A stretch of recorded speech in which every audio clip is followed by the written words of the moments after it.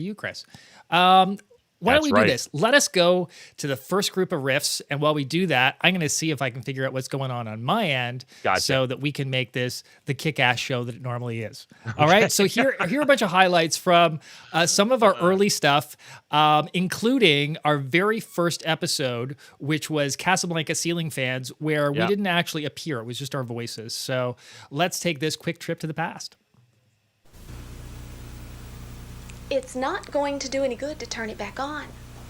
I don't like it.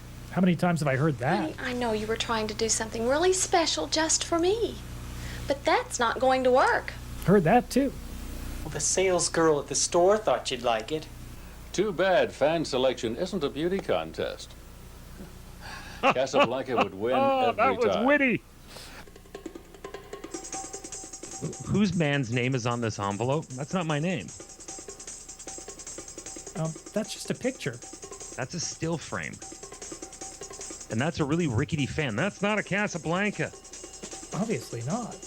But funky music. All right, that's a bit hep cat right there. Even with their higher capacity blades, Casablanca fans will move more air with less energy than a normal light bulb. That's because light bulbs aren't But a ceiling fan fans. must do Yeah, more when was the than last time pull light air bulbs on moved people. air?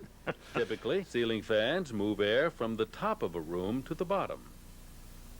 I don't know. I'm warmer weather, hot. I'm going to take increased this airflow off makes and it put it there. possible to But be now I've got comfortable at a these higher arrows on temperature. me, so I'm getting The air colder. I'll conditioning pick this up thermostat again. can be raised No, the 6 arrows have to gone 8 away. degrees with no loss of comfort. Is that woman dressed as a baked potato? She must be selling butter and sour cream.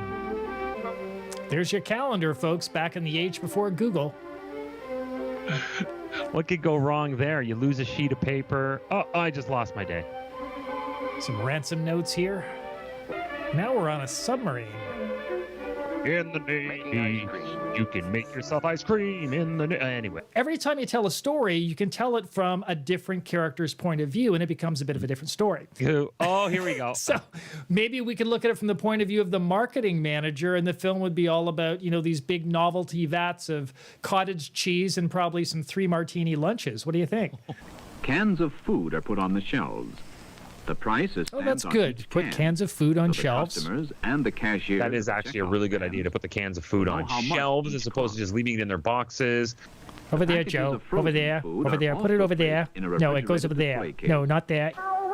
Wow, these are the dreams that you have when you've overdone it on KFC and bourbon. The guy you won't forget, Cozy Cow. That's right, Terrible. there's a giant used car sale is going on right now, right here at the giant Viking Chevrolet. If a brain hemorrhage was a sales guy, automatic power steering, finance it today. $49 down, $89 a month, or $1,988. Well, Susan is right. There is a reason why the used car salesman has been hammered. She must be selling butter and sour cream. And Maria didn't miss a minute of golf. That's right. That double Windsor knot is that's as big as the Sony Betamax they were demonstrating. Kansas Cityans enjoy some of the nation's most entertaining and unique shopping areas. Well, if that guy counts as entertaining, Elegant, unhurried. then the cameraman's drunk. He's shooting everything on an angle here. What is going on here? The last thing you want in front of a Gucci store is this guy. If you're trying to project class. You are so right. And then you only had one job category. I don't know what was up with the camera guy, but half of the shots were on an angle. There we go. There's a look at some of our early stuff. And Chris, it's actually funny. We've probably had more mistakes in this show than we had all of last season. Well, we didn't see one mistake in that in any of those segments. That's amazing. The one thing that you and I were talking about putting this together was, people at home, y'all should be playing a drinking game. How many different sets have I had? I could never settle on one set that I liked. I got a better idea. I'm going to try this. I got a better idea. I'm going to try this. So we've already got some comments coming in. Let us have a look at them. Should I watch this on Facebook or YouTube? I think most people are probably watching this on YouTube, Rob. But if you're on Facebook, then you're probably fine too. Yeah, you're still good, yeah. And Susan can hear us fine. And Rob also has comment on your glasses, Chris. Yeah, you're a regular Captain Kirk, Chris. I know. In our 40s, I wish I would. I wish I could go back into my 40s. That would be amazing. That would be amazing. Hey, there's another drinking game. How many different looks did I have? That's true. Sport coat, no sport coat. T-shirts, no t-shirts. Beard, no beard. Oh, talk about a guy that has no clue what direction he wants to go in. You know what? Fuck it. I'm gonna do them all. and part of that, I realized, for me too, part of that was also the season as well. It's like, oh yeah, I'm going to wear a jacket and stuff, but then you have the lights and everything. You don't want the air conditioner on because you can hear it over the mic. Yeah, and then it's just like, okay, so it's summertime. I'm doing some short sleeve shirts. Oh man, there were some times in the early days when the heat would start picking back up again, and I was still doing the sport coat thing. When we would go to the riffs, I would turn the oscillating fan on and just hold my jacket open, going, "Why am I doing this?" Yeah. So since this is our first anniversary show, for those of you, if you have any questions about how we do the show, or if you have comments on what you think some of your favorite episodes were or stories were, Chris, how we do this, why we do this, exactly, because some of them I'll probably answer regardless tonight because there's just some common stuff that comes up. Actually, one of the first things that people tend to ask are, where do we get the videos from? And there's I ask it on a regular basis. Where the heck did you get that, Jason? Yes, because I tend to watch. I don't know. I kind of like obscure old video, particularly stuff from the film era, because anything that's actually done on film is inherently a really expensive process. And it's amazing how much money went into some of these films that just aren't very well done at all. And I'm always kind of fascinated by that. It's like, okay, you spent all this money. Did anybody have a plan? But yeah, getting to the... Yeah, that's exactly the point. Yeah. Did anybody think this out before you invested in the orchestra? The film, and you point this out an awful lot because the research you do, sometimes these are done on sound studio stages. Mm-hmm. So there's an awful lot of expense that went into some of these older ones. Yeah. So, obviously YouTube's an obvious one, but there are some other archive sites that have some really interesting video. And I really have to hand it, because there are people out there who are archiving this stuff and trying to do so when they find these little gems in closets and in production studios. Yeah. Somewhere, sometimes behind walls that have been put up and nobody realized there were some film cans there. There are organizations that are actually archiving a lot of this stuff. So it's really awesome that is the case. And so I check it out. I watch a lot of videos to find the ones that work for us. And it's interesting because obviously they need to be interesting in and of themselves. They need to be riffable. We really like ones with stories too. I mean, those are our favorite ones, when somebody's just not telling you something, but they actually create a story and characters. Yeah, we saw that with, I know we're going to probably see scenes of that tonight, the Halloween one we did last Halloween, which is very obviously apropos as we're coming up close to Halloween again. They're not actually teaching us anything. It's a story, and and a lot of it is there for, it's to get an idea across, but not in a pulpit form. It's just watch this and glean from it what you will. And that's where Jason and I jump in and try to either try to understand what in the world's going on, or we'll explain what's going on and why they did it that way, which is the whole part of why we started doing Cheezy Sales Cinema, was to take apart a lot of videos to see, did they do a good job? Yeah. Did it hit the mark? Did it not hit the mark? Some of them started off corporate, and more of them are becoming, but we've expanded our horizon since then. We have. Originally we were looking at sales films, which is why it was called Cheezy Sales Cinema. And then we realized after a while there's so many sales films out there. So then we expanded to promotional films and educational films. And really a lot of them are very, very similar. Films. Yeah, training films too. Some of my favorites are the training films. The old corporate training film. Were they effective? Did they get the point across? Keep on digging, Jason. You might even stumble across footage of a faked moon landing. Ooh. Yeah, well, I don't want to give anything away, Rob, but we do have a segment coming up a little bit later that does involve aliens. So you don't want to stay tuned for that, because that is I know what you're talking about. We do some crazy stuff. This is a crazy thing I found to the nth degree. Yeah, this is like acid crazy. Yeah. And that's a really good point that I should stress. This isn't all going to be clips from previous shows. In fact, probably 75 or 80% of this is new or new to you. So an excellent example of new to you is the fact that Chris and I sometimes will do demos, because one of the things we wanted to do with Cheezy Sales Cinema was start doing conferences and actually play some of these films of certain industries at industrial conferences, so people can sort of laugh. So people can sort of laugh at the past, because obviously things change. And one of the first ones that we applied for was for a professional speaking association. So we sent in this demo. So this is sort of like a mini version of one of the public speaking films that we wanted to tackle. So let's look at that now. The professor had a chart on which he illustrated the system of communication, or what he called the sending and receiving of messages by speech. Otherwise known as talking? This was better. Yeah, that's what I was thinking, the exact same thing. Speaking sound like radar or telegraphy, and that was more telegraphy. Like it for me. Now we've got a breakdown in communication. What's he talking? You want to transfer an idea to another person. Now, our purpose in this class is to find out how I didn't realize Steve Lowell had been doing this for so long. I didn't know he was a prof. Into the minds of the members of his audience across the distance between them. First, the speaker gets certain stimuli from what he reads, sings, talks about, or does. I don't usually talk about my stimuli on stage. Out of these stimuli, the speaker formulates an idea or concept that he wishes to communicate. This idea must be clear to him. It must be as clear as... I think he'd have to understand what he's about to talk about. That is key. Let's say this speaker is you, and that the idea you want to communicate to the audience can be represented by A. How does he know we're Canadian? Your problem is to he nailed it. He nailed his audience. And feelings of the people who are listening to you. 5 expressionless people. That sounds like the audience I'm used to. In fact, you cannot which one of these chalk art bodies is Simon? That's all I want to know. You can send messages about A over light waves and sound waves. These messages will stimulate the people in your... Now they all have COVID.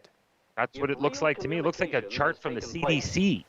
Then the idea which each listener creates in his mind will be similar to yours. Well, you would hope. Like it as possible.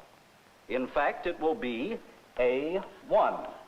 So they're thinking of steak sauce? I'm thinking of steak sauce now, thanks to you. So I appreciate that. Another thing we practiced was articulation and pronunciation. Speak the speech, I pray you, as I pronounced it to you. Man, this is the wrong talk for the International Brotherhood of Electrical Workers. May I read that passage over again, sir? I believe I could improve. No. No. Don't let him. Don't let him, the please. Same, of course, with mispronounced words. Instead of carrying... They didn't even let that poor guy talk. This happened when Roy Baker spoke.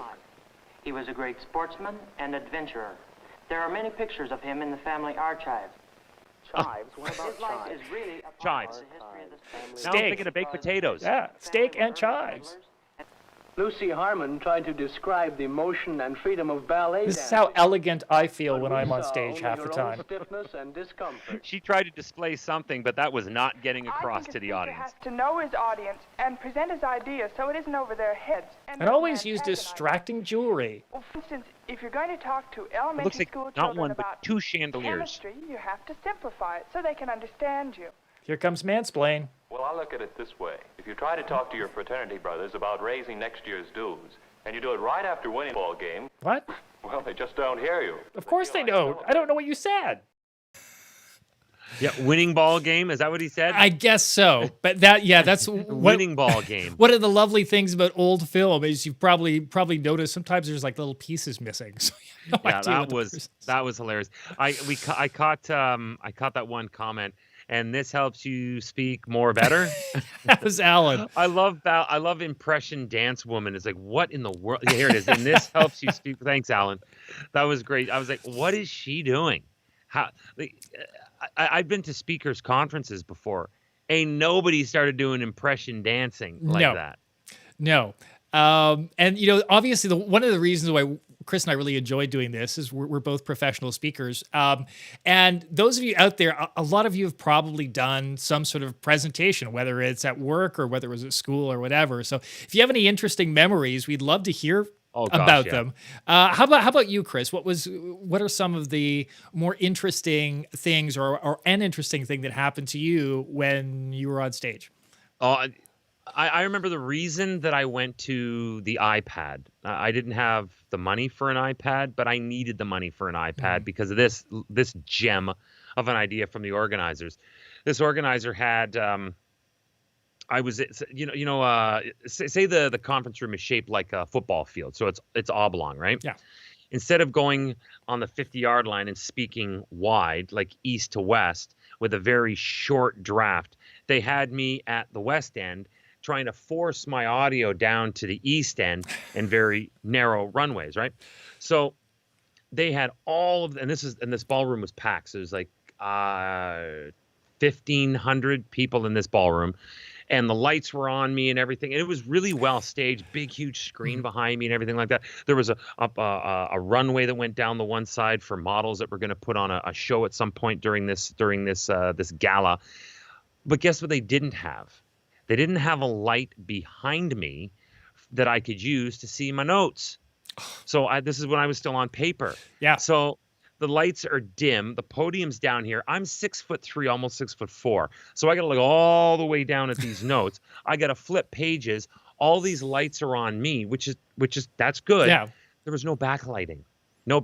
And I started noticing that banquet hall after conference hall after convention center, I was like, you know what? There's no backlighting anywhere. Nobody prepares for backlighting. I have to provide my own backlighting. Enter the iPad. And in my first year of speaking with an iPad, and I've been speaking with them ever since, so it's been like, I don't know, 6 or 7 years since then. I watched I was emceeing I was a master ceremonies for a collection of doctors across all of Ontario. Wonderful event, amazing event, very, very well run. Their keynote speaker was I can't remember what this person was, but it was the keynote speaker of the night. Somebody who came from he was a Fed. He was from Canada, from the Canadian government or something like that. And he went up and started speaking and lost his place in his notes. And I'm standing backstage going, oh no, what do? I can't do anything. I can't go out there and help him find his papers. And he, you know what he did to his credit? He went, well, that is a sign the universe is sending me that I'm done. And it was cool how he walked off. But I was like, okay, that's reason number 2. I'm never going back to paper. Yeah. Yeah. I mean, it's interesting because I think with most of those halls, they cater more to the professional speaker who doesn't have notes. But because you do a lot of MC work, and that inherently means referring to things, that must make it really, really difficult. So it did make it really difficult. Yeah, we got more comments. We got more comments here. I was just about to, Robert, I produced a video for a website on the cheap. Well, you get what you pay for. For a technical services organization. The director was the director of animation, and I wrote the script. It was intentionally a bit hokey, but I loved it. That's good. There's a great thing with going for intentionally hokey, right? Because we've done that a few times. Yeah, can't lose either way. You do more keynote than you do. I'm the person that keeps the show going and introduces the keynote, the whole reason that people are there. And I'm getting more into keynote speaking now. Some memories of you, maybe either something that you can say from your own experience, or being in an audience and watching somebody else and going, this person really needed a class. Yeah. Well, we all bomb, and there's been a couple times I've bombed, and probably the funniest thing that happened to me is I was actually this is in my early days, and I was presenting to a whole bunch of offices of this financial services company. So I think there was sort of 7 or 8 offices. I was basically doing the same talk. And I would go into the office, I'd speak to like 50 representatives or something like that. And the first talk I did, I had a couple of pop culture references, because obviously, I like kind of like old baby boomer and older sort of pop culture references. So I think I referenced like the Flintstones or Gilligan's Island, and I had a lot of baby boomers in the audience, and they loved it. So the next time I did the presentation, I put even more in, and people loved it even more. And by the time I got through about the fourth or fifth office, and everybody I was speaking to was like a baby boomer, I had now had this talk that was like knee deep in all of these pop culture, Beatles, Rolling Stones, Flintstones, Gilligan's Island references like that. Right. And it even though the presentation was educational, it was constantly full of all these references.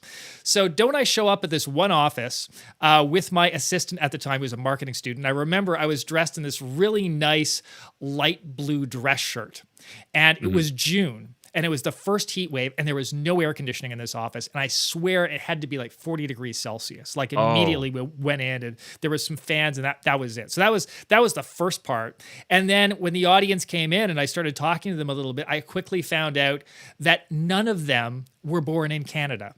They were all, it was a particular area that had a lot of new immigrants in it, and these were all immigrants from Asia. They had no reference to baby boomer pop culture, and they were also a lot younger too. So I'm doing this, and all the things that got a laugh before, dead silence, like stony stares. And even my assistant wouldn't look at me because, and I'm glad, because we would have like broken out laughing. But it was this funny thing because I'm bombing, but I know I'm bombing, and I'm trying hard not to laugh because I realize how absurd this situation is. I'm doing this presentation, and I might as well be speaking like a different language. Anyways, we ended up going out to the car. As soon as I closed the car door, I started laughing. I laughed, I think, for 5 minutes, like a maniac. So much, it just all had to come out. It's like, that's the most ridiculous thing. Because that light blue shirt was like totally dark blue within like 5 minutes. Between the flop sweat and the 40 degrees, I was not a pleasant sight, Chris. Oh man, that is crazy. You know what, I'm going to remember that, because as I love dropping pop culture references as well, but I don't have to go for 40 minutes straight.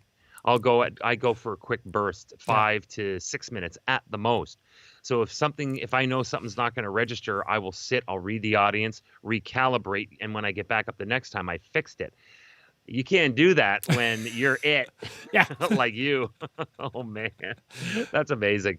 Okay, we got another comment here. All right, Robert. I was once teaching a class, and midway through my lecture, discovered that I'd left the latter portion of my script at home, so I paused. I admitted my mistake and declared study session. Oh man, that's what you do, Robert. That's what you do. I wish you and I could do that. People say, "Hey, I know you paid me a lot of money, but hey, don't have my notes. Study session. Study session." Hey, we could have called study session at the beginning of this episode. Exactly. Everybody talk amongst yourselves. Yeah. Talk amongst yourselves. Now, why don't we switch gears here? Because this is the wonderful thing about this show is it's going to be a grab bag of different stuff. And, getting back to some of the secrets of the show, one of the challenges for me when we do the live shows is finding enough really good films on a particular topic, because we like to have a topic or a theme for the comments, but sometimes it's tough because you find stuff that's like really good, and it just doesn't sort of fit with that theme. So we're going to have some interesting stuff tonight that kind of doesn't really fit with anything else. It's the grab bag part that I like. Exactly. So part of our grab half the time, folks, Jason doesn't tell me when we're grabbing for bags, and it just happens, and I'm like, ah. But it's worth it to see Chris's reaction. We're going to have some highlights of those later too. Oh, good. I'm glad. But in terms of comments, we want to switch gears now and talk about Halloween, because we have a great Halloween short coming up. Yes. So I would love to know your memories of Halloween, any strange things that may have happened to you, your favorite costumes. Do you have a favorite costume, Chris, that you remember wearing as a kid, or an early costume that you think, wow, why did I Not an early costume.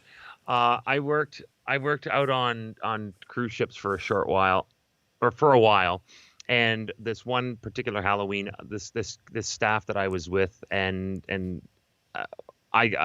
we were just so incredibly freaking creative. This group, this was just lightning in a bottle creative. So because I was responsible for calling bingo, I was the assistant to the cruise director. So it was my job to call that, and I had everybody else do a game, but I was ultimately responsible for this form of gambling. I created a character called Bingo Man. This is my inspiration behind it. as we were leading up to Halloween, you know the bingo machines, those great big huge tables. It's got a dome and the ball. Pop, pop, pop, pop, pop. Yeah. Well, that board broke. So we had to get a new one in. So we ported someplace, and we didn't offload this one because I said no, don't. I don't want to lose this one because we can strip it for parts if something else goes wrong. So my boss was like, yeah, let's do that. So we brought this next one in. But for what happened was the glue the adhesive had come loose, so the dome had popped off. So obviously you can't play because the thing all the balls would just fly off. And that's what happened one day was the ball started flying, and it was a complete freaking legal mess.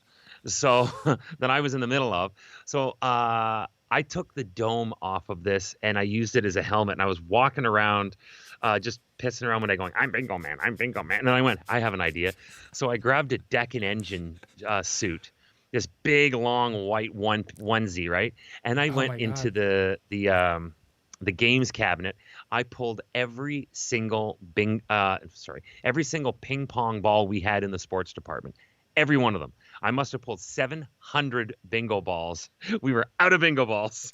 And I painted each one of them like a bingo ball. And I freaking used a glue stick gun. And I glued them all to this fucking thing.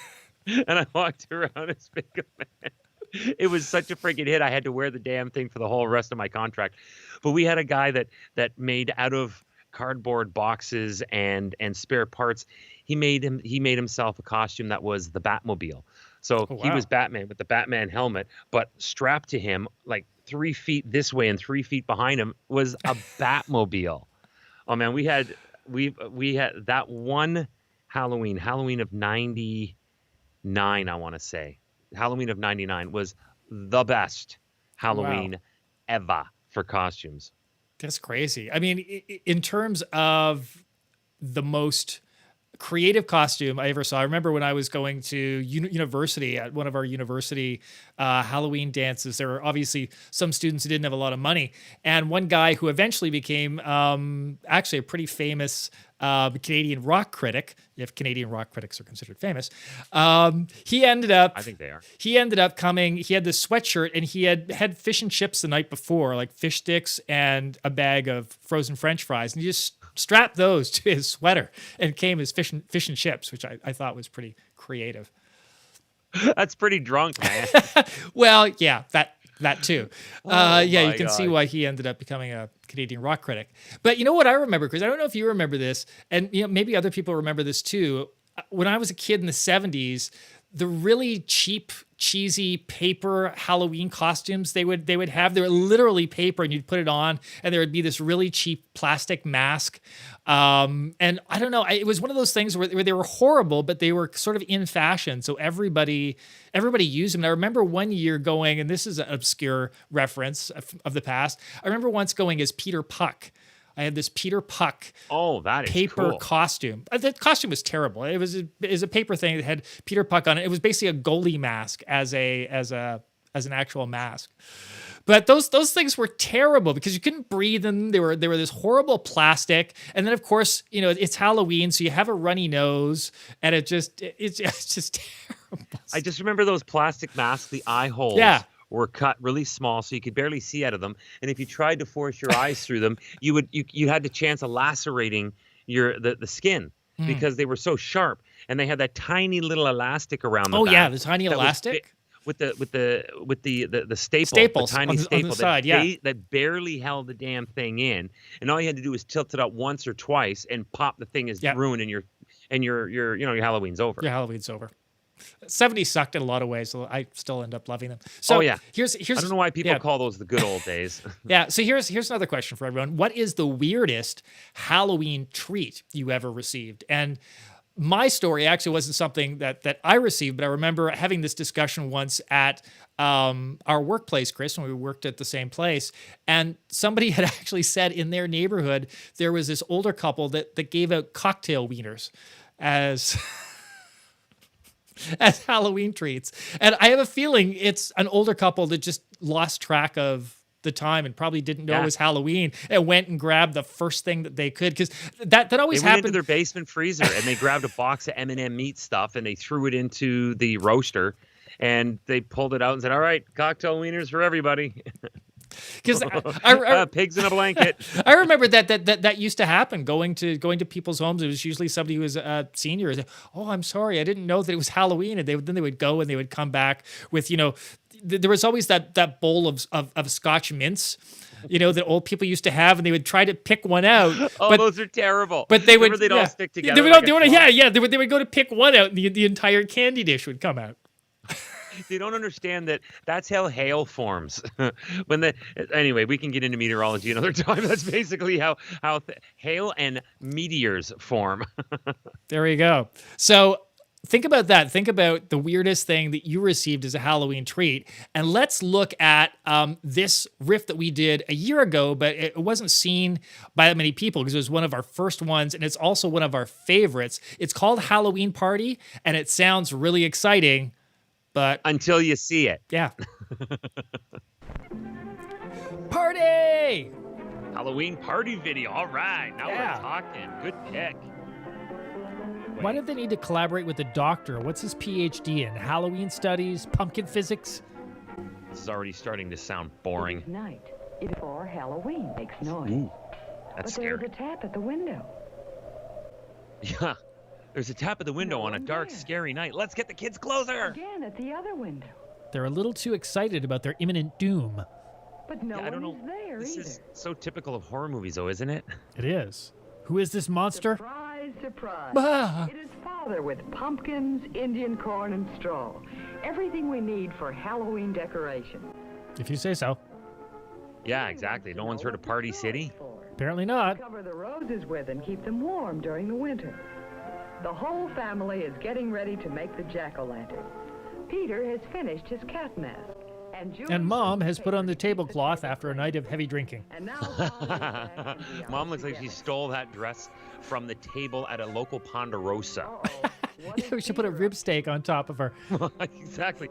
Quick stop at the salad bar. He is trying to scare Shep with his cat mask. Whoa. That doesn't look healthy. That doesn't look like a smart idea, Peter. I don't know that I'd be taunting that dog. Dad's about to lose a thumb here. And Shep doesn't seem like he's totally into Halloween at all. Shep wants to know what this is all about. And in goes his nose. Shep seems like the best trained actor in this film. Probably the only trained actor. A very sad, sorry, spooky-looking jack-o'-lantern. I'll go with sad and sorry. Yeah, that's spooky. That is spooky. You're right on that. Wow, great use of dialogue here. All right, kids, you get one word each. Don't waste it. Goes to turn out a light. Dad apparently has a hernia because he's carrying that jack-o'-lantern like it's a bowling ball. Yeah, he is. Like, what's inside the jack-o'-lantern that suddenly made the empty shell that heavy? He's not the littlest hobo for sure. No. Man, that's a genius of art. That's a... Shep with that. Shep's like, oh, I'm going to help Peter out. I'm going to destroy this because he's going to embarrass himself. Scary mask it's like every art critic. We're going to help you here, kid. How did Shep like it? Oh, he tore it apart. Oh, sorry to hear. Peter sees his mask, or what is left of it. Oh, howdy doody's upset. There's no time to make a new one. No, it will take at least 30 seconds to glue some pipe cleaners onto a paper bag. There's no time to make a new one. Go into the kitchen and grab a grocery bag. Sure, there is some way to get Maybe they switched to plastic. Now let's see. There's a needle and thread. For what? Always bring out the needle and thread back in the 50s, even if you aren't going to use it. Dog. Now Peter won't have a chance to win the prize for the best costume. Oh, really? Peter wasn't winning anything with that. Mother tells Peter that she has an idea. Peter, get the rag bag. Julie, run upstairs and get my makeup box. What? Those are scary words to hear. Hat. If you're Peter at that age, you don't want to hear get the rag bag and the makeup. I have an idea, kids. Mama's like just way too excited about this. A long length of colored cloth. That we don't need a needle and thread for. Nope, just gonna drape it. And now Whoa. Whoa, she's a bit too into this. Mom's been possessed. the straw hat. What sort of artistic... Oh!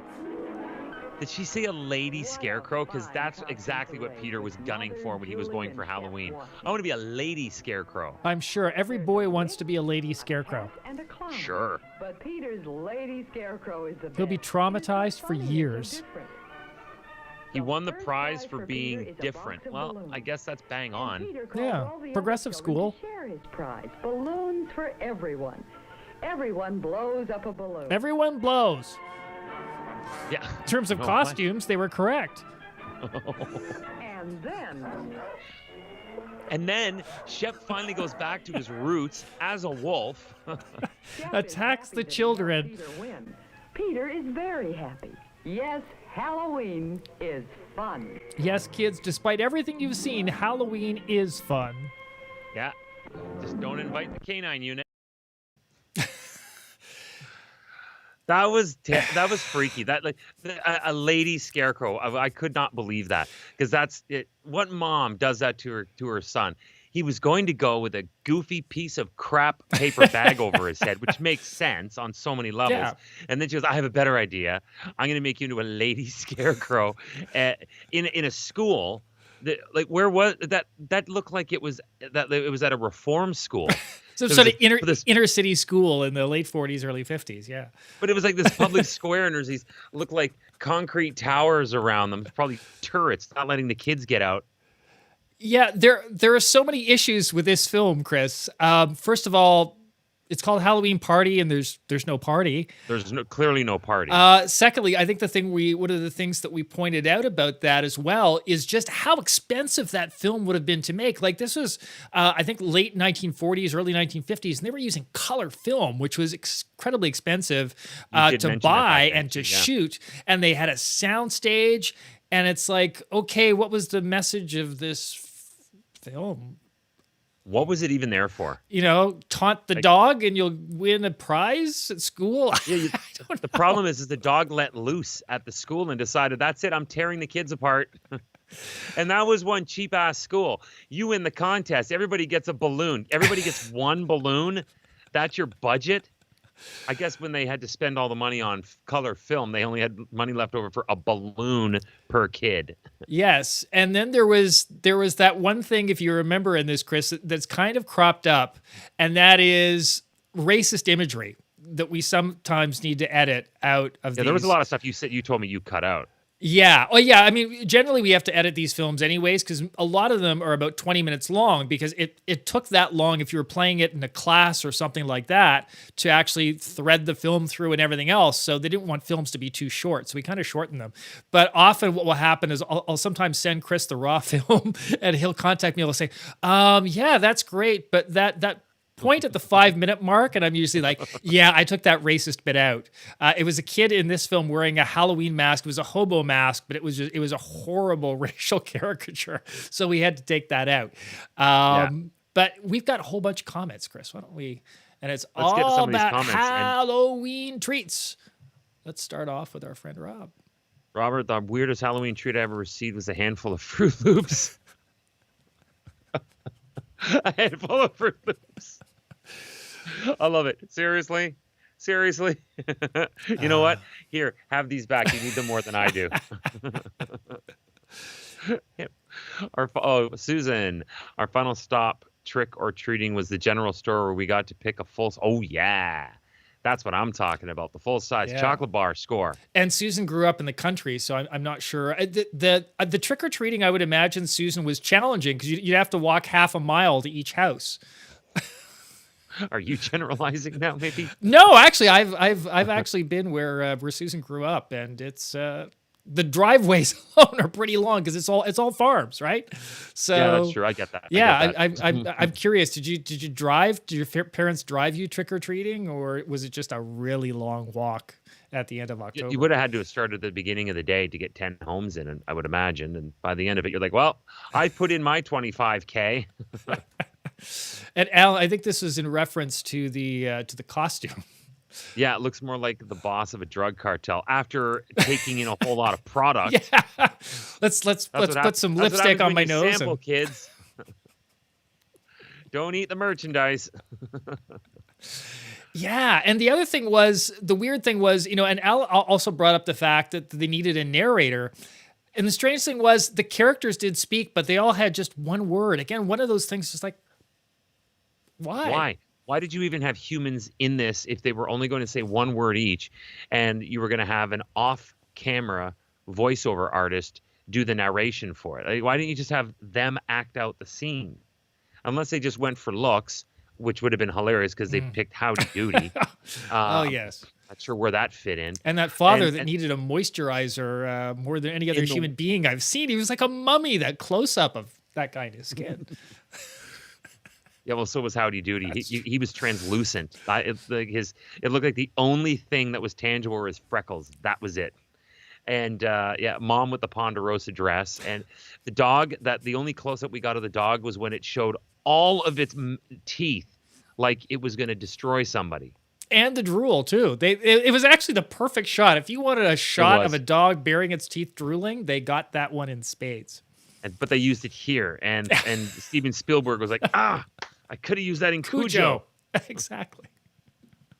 But yeah, the checkered dresses, it's so weird now because you see those, you immediately think of a tablecloth at Ponderosa or an Italian restaurant. But yeah, it was the style at the time. It was a tablecloth at Giuseppe's. Yeah. A tablecloth at Giuseppe's. And, one of the interesting things about these type of films, the films with stories, is, again, they were very popular in the late 40s and the early 50s, and particularly what I'll call behavioral films. And we've been able to feature a few of these on our lives. There was the What to Do on a Date, which is one of my favorites. There was A Date for Is Dinner. The floor dry? Yes, the floor dry. Or when he leans in, you're expecting him to kiss the girl, and he goes, "Well, good night," and walks away. See ya. See ya. And we also had the how to organize a party, which was specifically for really lame white people who didn't know how to dance. Yeah, which hasn't changed much, but anyway. No, as you will see, and they were real staples of the 1940s and 50s, and I think we might have even mentioned, one of the reasons for that was there was this idea that for people to be mentally healthy, they needed to conform. So the idea of these films was showing you how to conform to society and how to act and how to behave, which today seems really kind of offensive and it is personal. It's like going to a baseball game and having the scoreboard say, "Get loud." I know what to do at a baseball game. I know to clap. I know to get loud. Thank you. I don't need you telling me how to do it. But that's what they were doing in all of these videos. I mean, you and I, Jace, we were talking about that the other day at the baseball game. Yeah. It's like, can you imagine? Get loud. You imagine that at a soccer match in London, England. Is it get loud? Yeah. It's like nobody be paying attention because they'd have already drowned it out. But yeah, there was a time, I guess, when they were, I don't know whether it was they didn't give kids credit for knowing what to do, or it was so soon after a traumatic world war that, they didn't have parents that were, directly in their lives because their parents may had been out, or there had been so much attention to the war effort that they needed an instructional video on how to actually be a kid, because they hadn't been allowed to be a kid up to that point. And they didn't have any role models up to that point because everything was for the war effort. I'm only speculating. Yeah. So we've got a short coming up that's all about basically being judgmental and rating your friends on, whether they should be your friends or not. So while we're watching it, think about really weird jackass things that your friends have done that have made you ex-friends, or sort of anything along the lines of what they're discussing in the movie, because there are these kids and it's like this melodrama. You would think that some of these kids are like in their 30s with some of the Machiavellian stuff going on, or just some of the way they're Machiavellian. Yeah. Wow, nice stretch. Or just the serious way that they talk, right? Let's watch this one. All right. This is one that we did just recently, actually. This is a new one. This is a new one. This is called You and Your Friends. All right, we're going to watch a movie.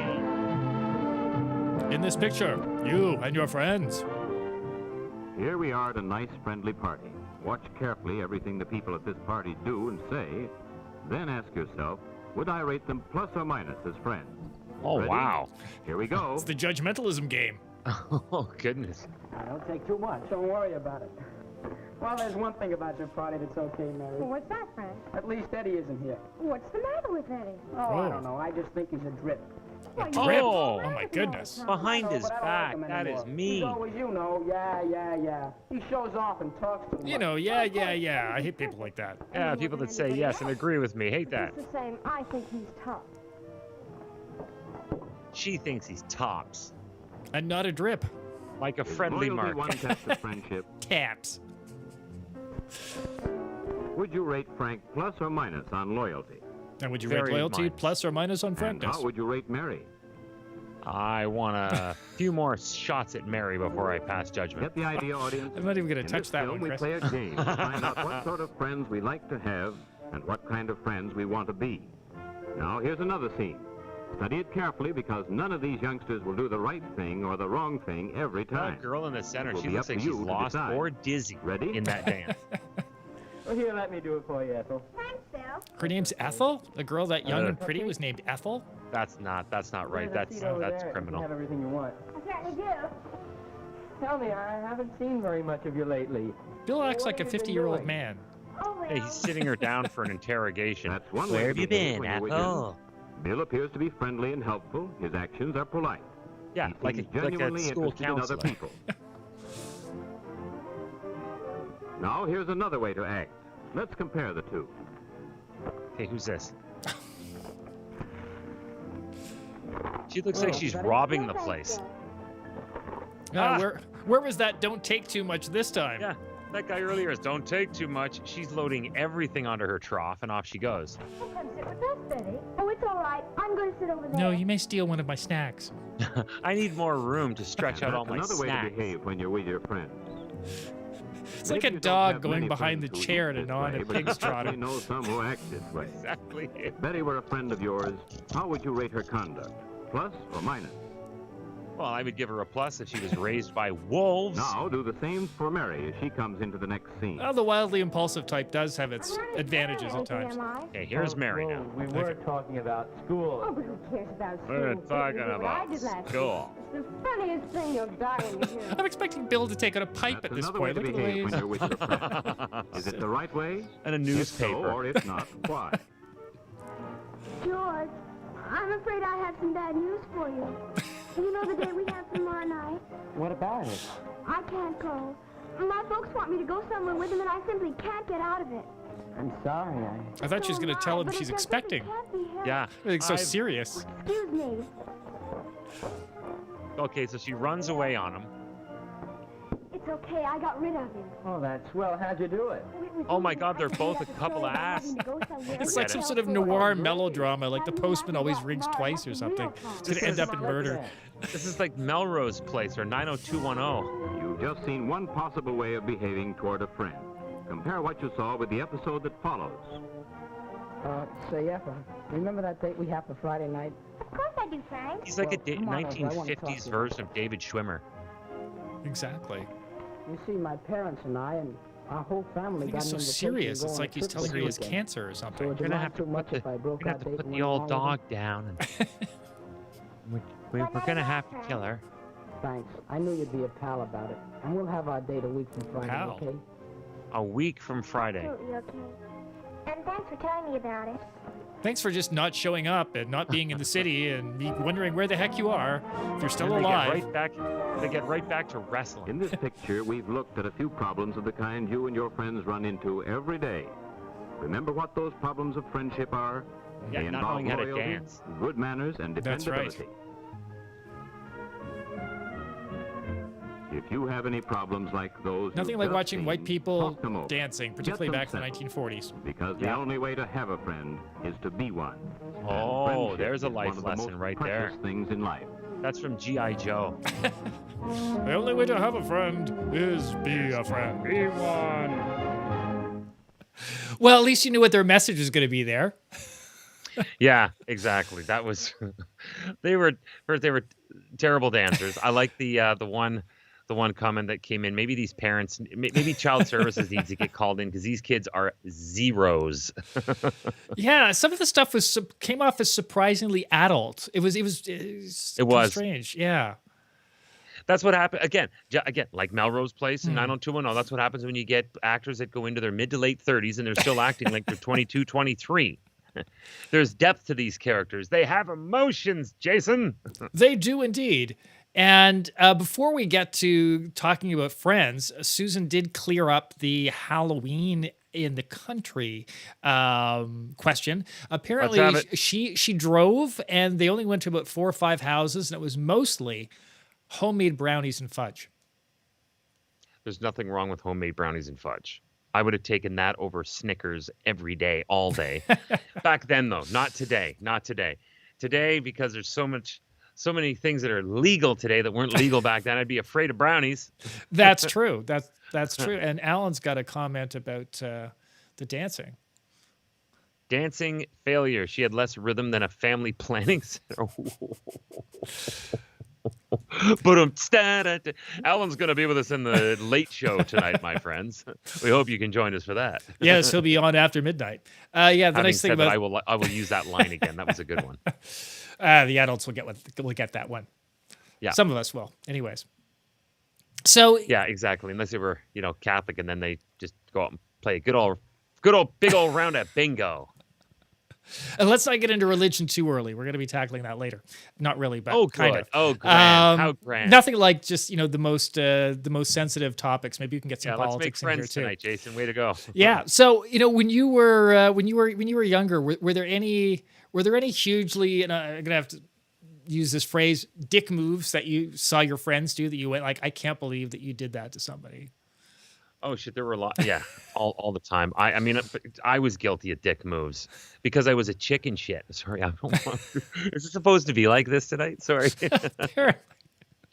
And I'm, and there's some people that I was, I was less than honest with that are still really good friends of mine. Because they called me on it and I called myself on it, and I realized that it was, we were all just growing up and learning how to be, adults. But I had more dick moves pulled on me than that were just underhanded by just either friends or by girls back in the day or whatever. I think I used this in one of our other previous episodes. Again, I don't remember anybody's names because I was friggin' I was in grade 12. I think I was in grade 11 or 12. I can't even remember. I think it was 12. And I went. There was a friend of mine who had been going out with this girl for quite some time, and her best friend wanted to go to this high school dance, but she didn't want to go unless she could go with somebody. So I became the wingman, and we all 4 of us climb into my buddy's car. We get there. My buddy and his girlfriend, immediately it was a Much Music video dance party. Oh wow! And the other girl that was in the back seat with me, she went one way, I went the other way, and later on in the night, I saw her making out with some other guy up against the gymnasium wall. That's the way it goes sometimes. Or, oh man, I remember being in grade. I had so much crap when I was younger. I'm surprised I succeeded in anything. I was in grade 9, and we lived overseas for a spell. So it was like the graduating year at this academy, and for international students, of which I was one. And I asked this girl to dance. And she said, I'm not feeling well. I'm not feeling well. I have motion sickness. I had some terrible lines thrown my way just to get me for people to get the hell away from me. Oh my. Oh man. I know. Whatever. Oh, here we go. Robert, you just know that Beaver Cleaver was upstairs sulking, having been forced to go to bed early to let the teenagers have fun, and Wally was hiding in the bathroom, dying of anxiety. Hey, basically summed up every episode of Leave It to Beaver. And you know what? That Eddie guy that I said should pull out the pipe, he's quite the Eddie Haskell. You remember Eddie Haskell? Hello, yeah. Mrs. Cleaver. Yeah, exactly. Quite fine today. His underhanded, sneaky little backhanded remarks were amazing. For those of you that don't remember Leave It to Beaver, Google it. It was a fine black and white show that got rehashed for television on CKVR. Oh my goodness, yes. Remember that? Remember CKVR? Leave It to Beaver at lunchtime. Yeah, before cable, CKVR had all of the old shows because they were cheap. Yeah. Oh, is that why it was? Oh yeah, yeah. And it's funny because I think this is something that's very, very much of our age. Even I heard Bob Costas talk about this once because that also happened in the United States because a lot of independent television stations needed cheap programming. So especially during the afternoon, they would run all of these programs that were basically already like 20 years out of date. So in the 70s, you'd be watching stuff for the 50s. And I remember Bob Costas saying in an interview, I have a nostalgia for an era that I didn't even grow up in. Because I was, constantly through television, kind of almost forced back 20 years into this Leave It to Beaver era. And that's, kind of how I felt that I grew up. I was in the 70s, but in a lot of ways, I was kind of living in the 50s.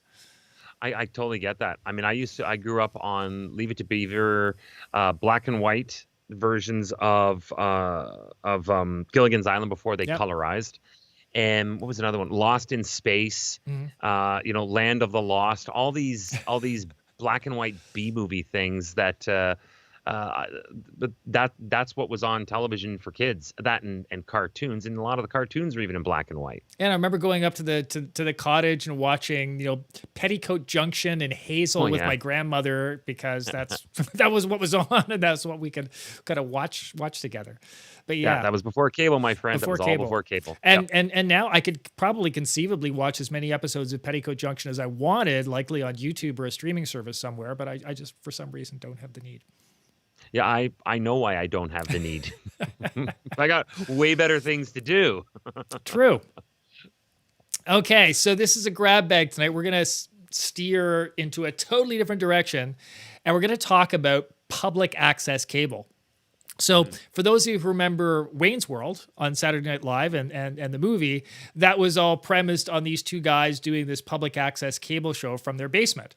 And local cable companies were sort of forced by the government, both in Canada and the United States, to have sort of local people do sort of local shows. And often some of those shows weren't very good because there was no budget and it was all volunteers. Did you have any background in public access cable, Chris? Do any sort of cable shows? I did, but I didn't. I wasn't on camera. Believe it or not, when I first got my first taste of public access was somebody told me that they needed that they could teach me how to work the camera. So it was a small I was growing up in Burlington, Ontario, and way back in the and this is in the really early 80s. And the local community access was called CableNet, and it was run out of a room in a building that had like doctors' offices and stuff. There's this room, and that's where all the stuff took place. And I got to operate the camera, so I got to see. You'd have groups like public interest groups, and somebody would come in and they would interview everybody in their own group and.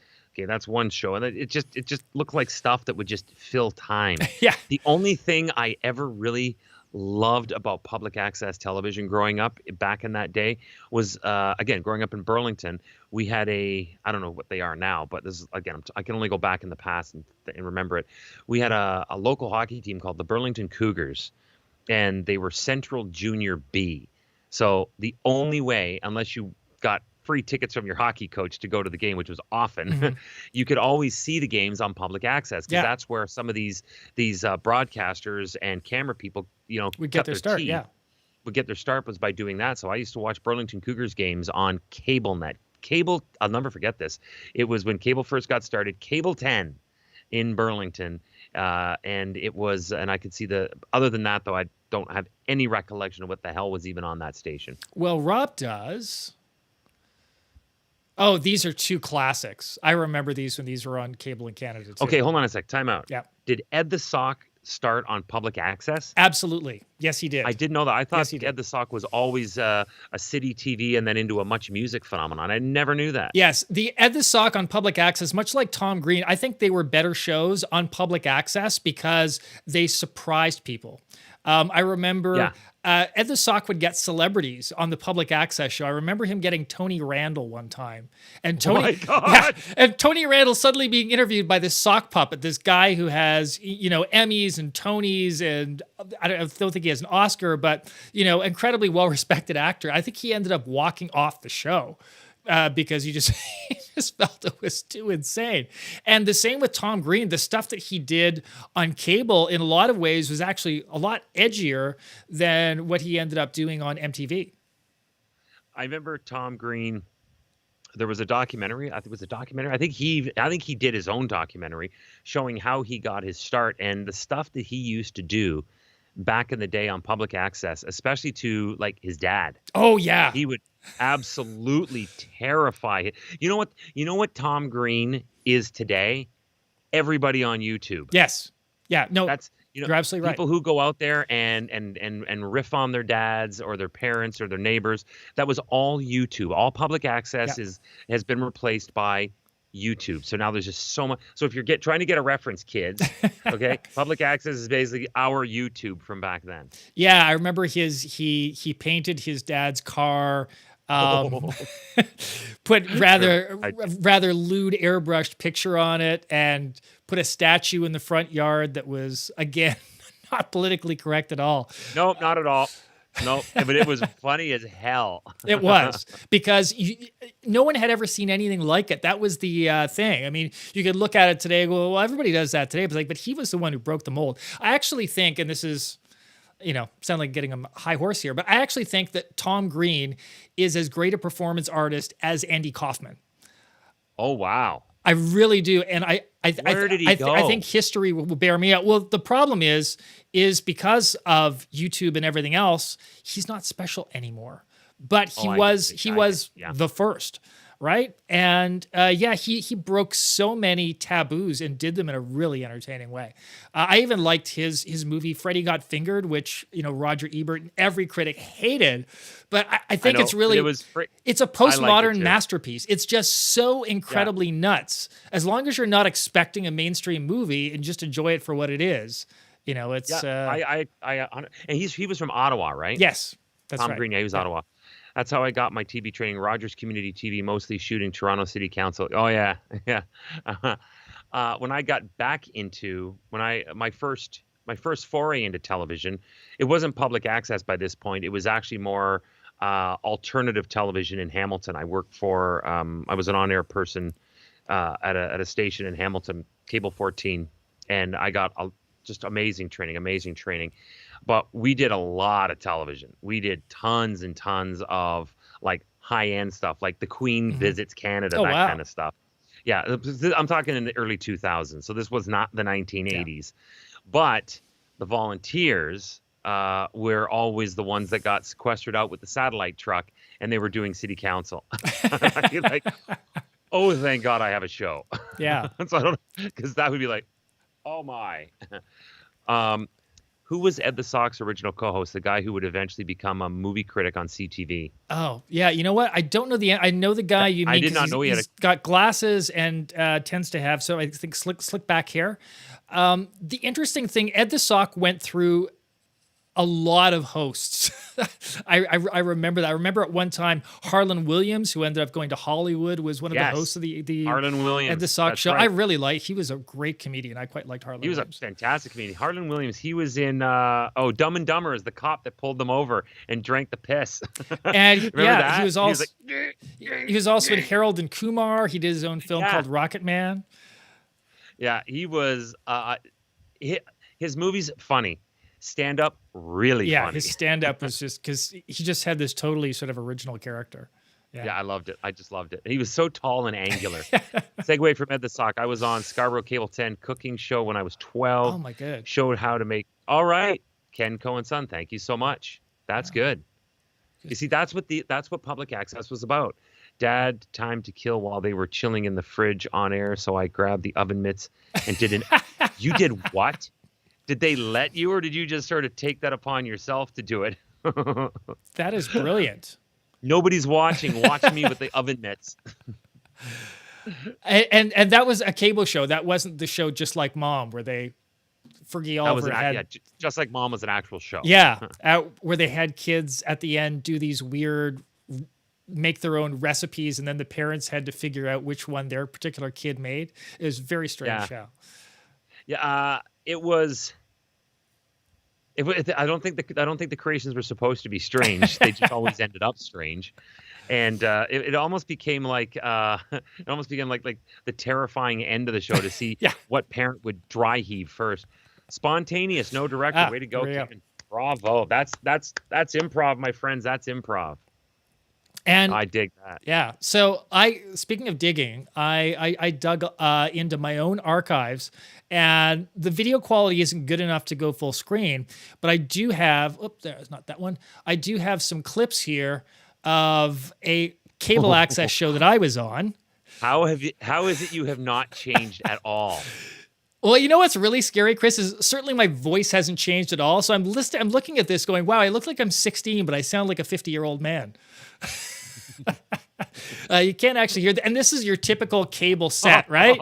It was a hockey show, so we hung up some hockey jerseys. Oh, dear God, dude. This is fantastic. This is amazing. Oh, come on. Yeah. That is so good. You know what? That looks like public access from today. So yeah, here I'm actually doing a round table, and one of the guys in the round table is a hockey show. One of the guys in the round table is Pat Boutette from the Toronto Maple Leafs, who is also a friend of our family. Yeah. That is amazing. And was that in Toronto, or where was that? Yeah, it was Cable 10 at Etobicoke, which is Western Toronto. It's called Not Just Another Hockey Show. And we basically talked to local hockey celebrities. I interviewed Ken Dryden as well. Wow, that's amazing. Yeah. And his dad, Murray Dryden, who was very involved in the community. We went out to local rinks and did interviews with the kids and stuff like that. And then we did sort of a round table at the end where we talked about, I think it was like the Humber Valley Hockey Association or something like that, and took calls from people who had their kids in the program and had questions and stuff. Well, how many years ago was that? I'm trying to figure that out. Probably 87, 88, 89, somewhere around there. Smokes, dude. Yeah. That's amazing. I remember public access again, working cameras. Something just popped into my mind. Isn't that cool, Ken? That's so amazing? It hasn't changed a bit. A little gray in his beard, but other than that, it hasn't changed a bit. You held on to your youth so very well.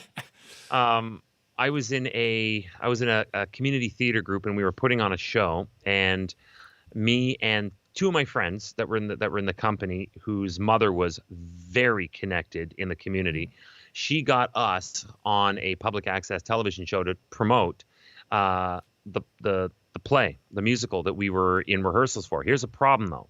Public access television, because it's run by people who mean well but are just learning their chops, or they're volunteers and didn't really care to be there, just somebody needed them to be there. Things were running late, so we ended up showing up to our rehearsal. The taping was in Burlington, the rehearsal was in Hamilton, and we showed up like 45 minutes late for rehearsal. You can't do that.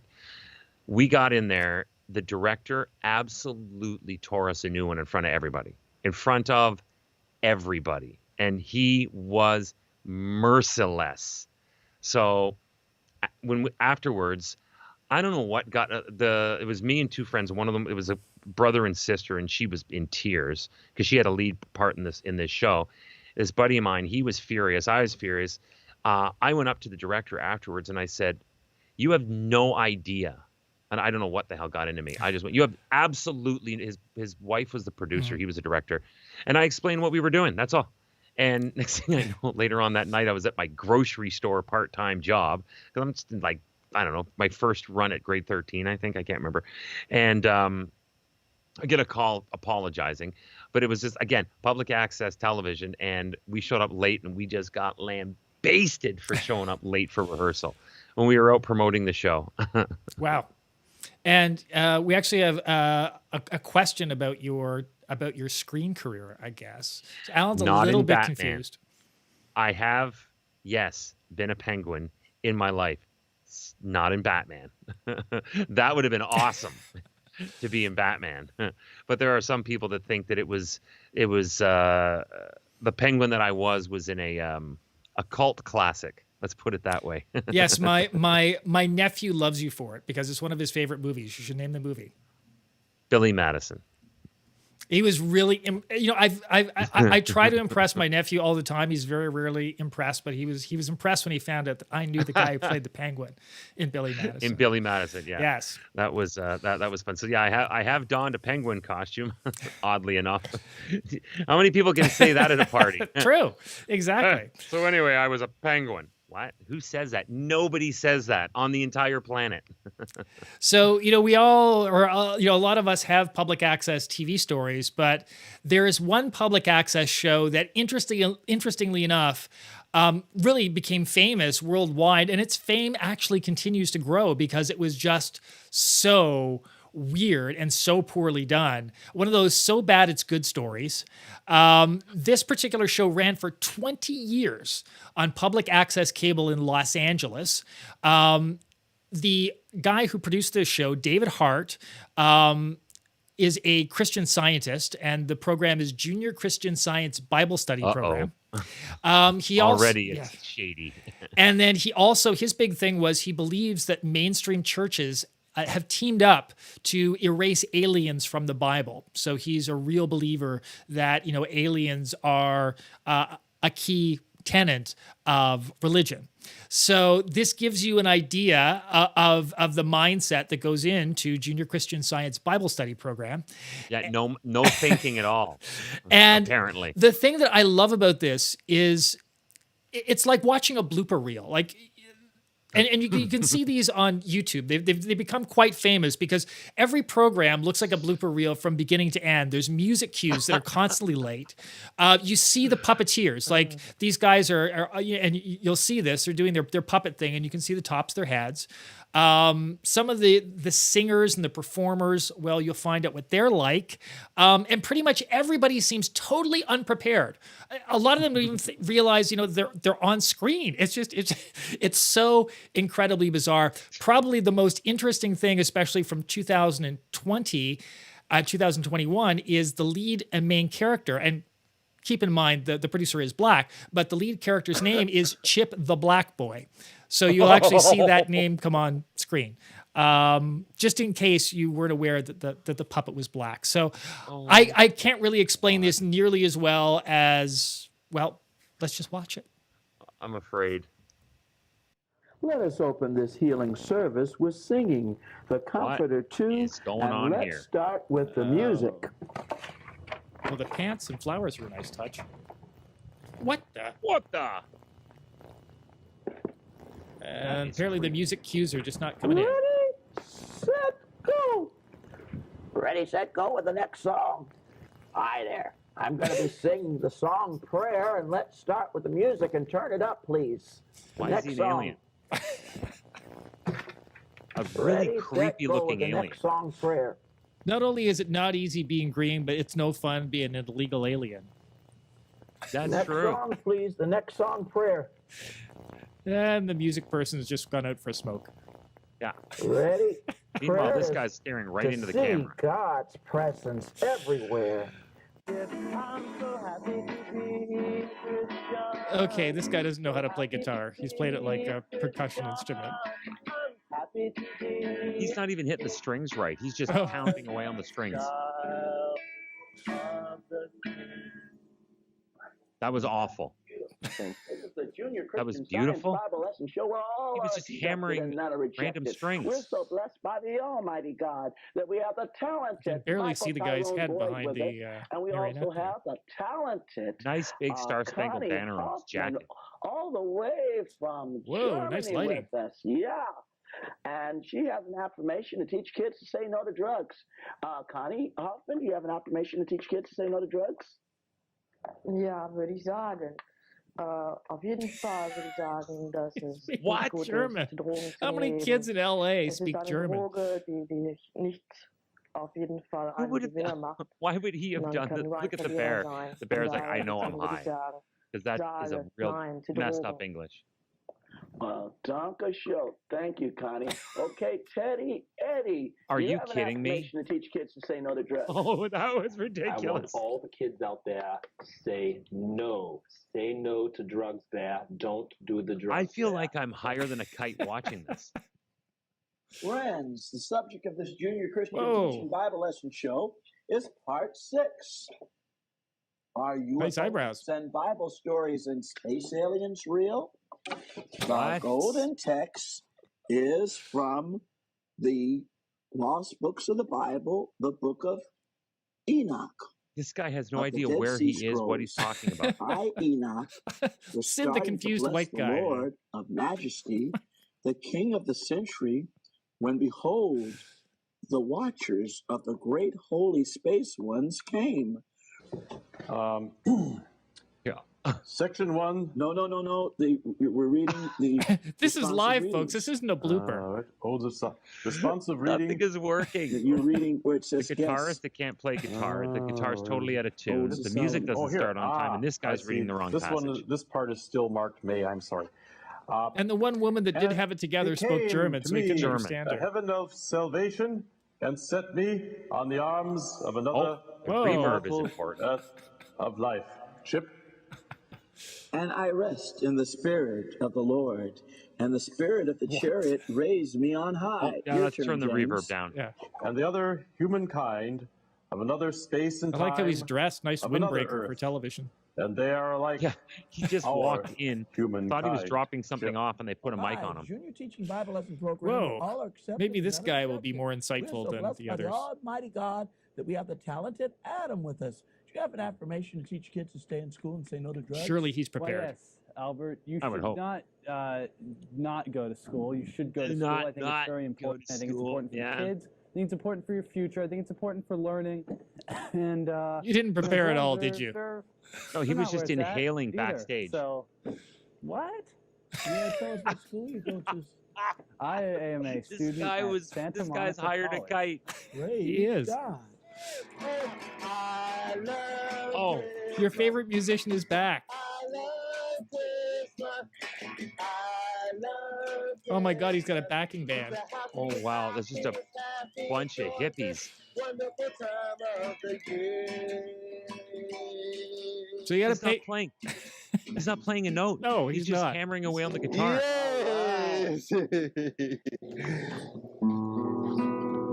It's all out of tune. Oh, that is terrible. Peace. All right.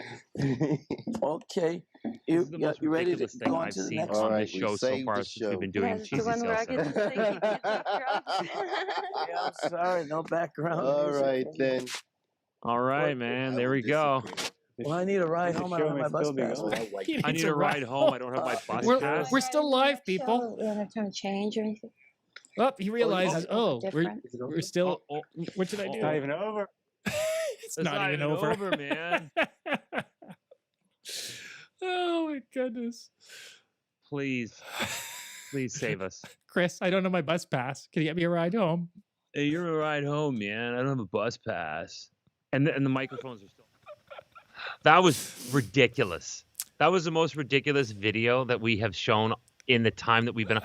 1 year anniversary. It took us a year to get to the worst produced video ever since we started doing this. Yes, and you can see why the whole anniversary show got me excited, Chris, because there's really no way I could fit this into any other theme or topic that we've ever covered. That I don't even understand what I have no idea what the hell was going on. And even Ryan, who normally has a lot to say, or Robert, who normally has a lot to say, said, I'm at a loss for words. Susan, I think my soul has left my body while watching this. Yeah, I felt the same way, Susan. I did. I love when the guy thought, hey, I'm going to just show off how in tune my guitar is. And it's so badly out of tune. Not a single note is in tune. David Lynch was inspired by this show. He may have been. He may well have been. Who knows? Everything was just so wrong about that. Yeah, that's what last night, or just while we were watching that, I was, I'm completely confused. Jason sends me the video and I was like, whoa, how much wine have I had? What's happening? Especially when it came up with the band and it's all of them standing up there. None of them are doing anything. It's just so horrendous. 20 years. Yeah. 20 years. Consider Star Trek was canceled after 3. Yeah. But this continued for 20 years. There is absolutely no accounting for taste. No. And, the interesting thing about the whole drug thing was like if you watch an episode, every 10 minutes is telling kids to say no to drugs, but yet half the performers look like they're baked. Oh, I love the kid with the collared shirt, and he goes, "What?" It's like, what? I am a student at Santa Monica College, man. And he goes, I mean, like, what? Oh my God. What was the purpose of throwing to a PSA from a woman who only spoke German? That was bizarre. And the thing is, she seemed like she was more on the ball than any other person, but yet she was speaking German. And again, fluent German. Yeah. On a public access show in LA. Yes. Wow. And it's just, again, if you search this stuff out in YouTube, the guests just totally look like deer caught in headlights. Like none of them has any idea what's coming up, what they're supposed to do half the time. There was that one guy who was just supposed to read some Bible verses. They screwed that up. And then they put the reverb on his voice to make him sound like the voice of God. And then they realized, okay, that's way too much. Yeah. And then what was with all the different star wipes? Yeah. They just kept star wiping to where I thought I was in like they should have said, warning, strobe activity, you might have a seizure. I was feeling like that watching this star wipe going past. Yeah, it was it was crazy. Actually, Alan's got she was selling hot dogs. That's an inside joke from a time that I went to Germany. And I was with this American woman. We went in, we were in Munich, and she orders the Wurst platter, which of course is like a platter of sausages, right? So it comes back to the table and she looks at me, she goes, hot dogs? 5 different kinds of hot dogs? Like she was from New Jersey or something. That's a great accent. Hot dogs? I got 5 different kinds of hot dogs. That's a great bit. Yeah, and then she ended up cutting them up and putting them in a bun because none of them were in buns, right? And this German guy's walking by and he points at it, he goes, "Oh, McDonald's hamburger."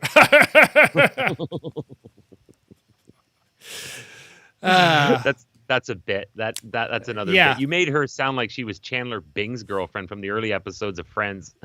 Pretty similar. Hot dogs. 5 different kinds of hot dogs. Yes. Even the puppet looked like a deer caught. Yeah. The alien puppet, who I think was angry. No, I want to sing a song for God. Play the right piece of music. Play the music, please. He was trying to be polite, but you could hear the anger in the guy's voice. But that's what's so funny. Like, one of the biggest sins, as you know, Chris, if you're an actor, is staring into the camera, especially if you're not saying anything, right? And it's so surreal. It's like this postmodern masterpiece that they have this puppet staring into the camera in exactly that way. It's just, Was that Chip? Chip, yes, Chip. Yeah, Chip's like this, right into the camera. Because of course he's a puppet, he can't move his eyes. But hence you could clearly see the man's head behind That's him. True. Yeah, a number of people also mentioned that Chip actually looked a lot like Michael Jackson. Yeah, but a really young Michael Jackson. Indeed. And I think that the alien looked like the later Michael Jackson. From what I remember reading about the producer of the show, he actually found the original puppets for that show lying in the garbage. And there's one particular clip of Chip who's talking about the importance of health, and he's talking about how important health is to be close to God. The ear falls off the puppet. He starts wiggling the ear, and the ear just falls off. Again, postmodern masterpiece. You couldn't script it that brilliantly, but somehow it just. That's again, you nailed it. It's my sides are sore from laughing. Watch that video again.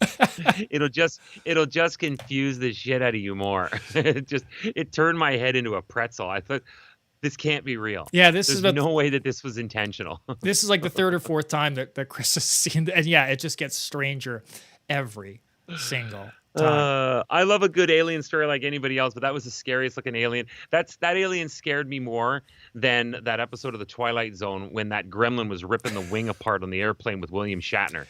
They needed Shatner as a guest. Shatner as a guest on that show would have been perfect. He would have fit right into the postmodern nature of the show. That would have been awesome. That would have been awesome. So we're going to segue again, but Rob mentioned laughing. And one of the things that when we did this anniversary show, I wanted to get a sense from people what they liked about the show, Chris. And one of the things that keeps coming up is your laugh. People love it What? when you break up, right? Okay, that's awesome. But wow. Well, laughter is contagious, and there's some types of laughter that are more contagious than others. One of my favorite shows, a show that I was weaned on, and I've got when I do comedy, you can catch different characters in a lot of the things I do. Harvey Korman is a huge influence on me. Mm-hmm. Harvey Korman was massive for me, from the Carol Burnett show through all his Mel Brooks movie. If you see me long enough, whether you see me on television or you see me live, you're going to catch or on this podcast, you're going to catch Harvey Kormanisms a lot. And one of the things I loved was the fact that he could never keep it together on the Carol Burnett show. And I've always loved that. I've always appreciated somebody who could just be, I appreciate the art of losing it when you can't. It's like trying to hold back a sneeze. Why? Yeah. Let it go.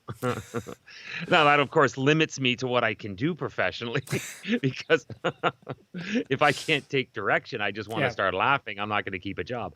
But that's so there's a bit of Harvey Korman in me. Yeah. I hadn't thought about that, but you're absolutely right. And you're also right about that bringing so much fun to the Carol Burnett show. When the Carol Burnett show first started streaming, I went through every episode and I only watched the bits with Harvey Korman and Tim Conway because Harvey was always losing it.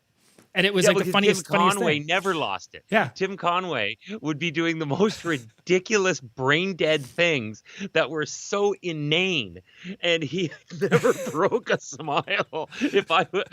How can you can hear the audience losing their minds. There's no way you can keep it together. If you maintain a straight face, you are not human. Exactly. And Tim Conway was wicked funny. He was. Okay.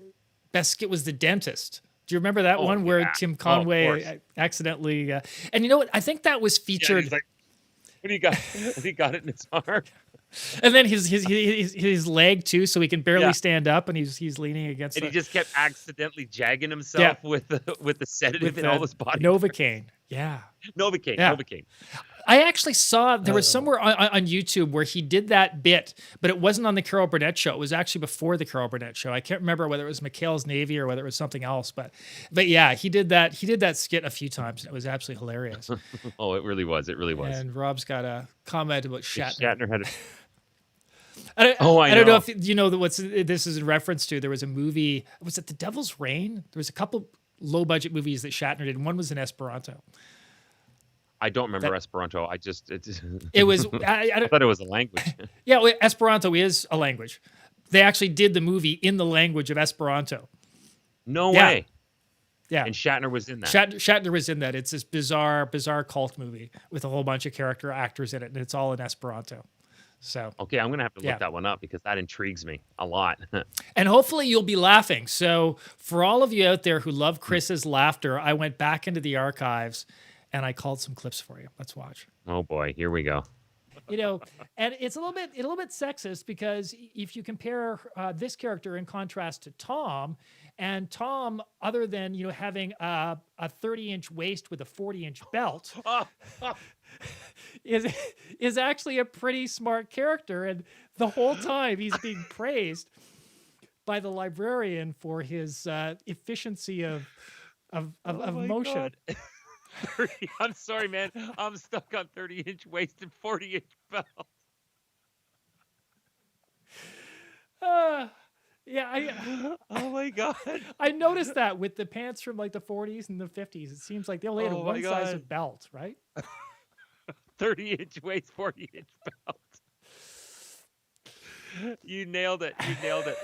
There's oh, I gotta catch composure here. So what my dad used to do, like with my Dodge Omni, if I needed new tires, he would go down to Canadian Tire. He knew the mechanics there, and they would be obviously taking tires off of other people's cars once they got bald. And rather than recycling them, what they would do is sell them on the sly. So I would always get these, kind of half bald tires as my quote unquote new tires that my dad would, slip the guy $20 or whatever. But so I start with bald tires. So obviously I'm driving. This is the winter time too. I'm driving. So steel belted radios literally have these steel things that are together, these steel belts. Yeah. So after a while, you could actually see the steel of the steel belts because the rubber would, go down. And then at a certain point, the tire would split. And it's usually when I was on the highway and suddenly there's like this loud noise and I'm looking in my rear view mirror and my tire's in half. There's two halves of my tire just, flying backwards down the road. And that's when I knew I'd have to put the spare on.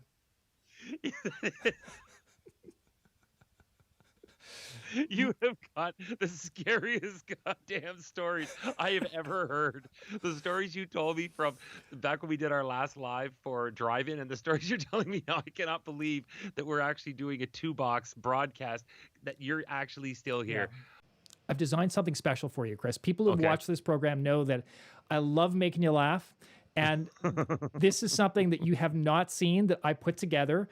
And I was inspired by that whole idea of how to have a conversation with people, and particularly the bit where they talk about having a conversation with children, because it reminded me of something that was very, there was a real touchstone of a cultural artifact of the era that we grew up in. So why don't I just play you the tape and you guys can watch our reaction. Okay. Don't forget to hold quick conversations with our younger guests, too. Start conversations with children by saying something like this. What grade are you in at school? You ever seen a grown man naked? Have you decided what dessert you're going to have? You ever hang around the gymnasium? Do you like hot fudge sundaes? You like movies about gladiators? You freaking guy. Oh my God, he went all airplane. That was awesome. Nice cut. Oh, Brilliant. man. You ever seen a grown man naked? Okay, let's watch that one more time because that did go by quick. So here we are again. Don't forget to hold quick conversations with our younger guests, too. Start conversations with children by saying something like this. What grade are you in at school? You ever seen a grown man naked? Have you decided what dessert you're going to have? You ever hang around the gymnasium? Do you like hot fudge sundaes? You like movies about gladiators? That's one of the funniest things that we've ever done. At least it's made me laugh. That's like probably the 7th or 8th time I've seen that now. That was one of the funniest things that we have that you did to me. But I've got to tell you, still, to me anyway, the stories that made me laugh the hardest were the stories that you would tell about your dad. Because your dad sounds an awful lot like what my dad did. It's just that you're okay telling those stories. I love my dad would buy me these cheap ass bald tires. He would give the guy $20 and get already bald tires. That's ridiculous. I love I love the tire split in half. It happens so many. Jesus, Jason. Yeah, it happens so many times. It was always the same. And I can still hear that sound of the belts giving way and seeing that tire fly behind me and hoping there wasn't a school bus or something behind me. The stories of the drive-in were awesome. The stories that you and Rob were going back and forth on one night, like who could one-up each other with the craziest date stories, was like, oh man, we need a different podcast for that. Oh my gosh, there have been a lot. That was really funny the way you put that one together. Friends, I think we can call you friends now. It's been a year. One of the things that Jason and I used to do was Jason used to ISO. I'm talking like I'm in a television studio. He used to pull moments. That was an example of that would be 30-inch waist with a 40-inch belt.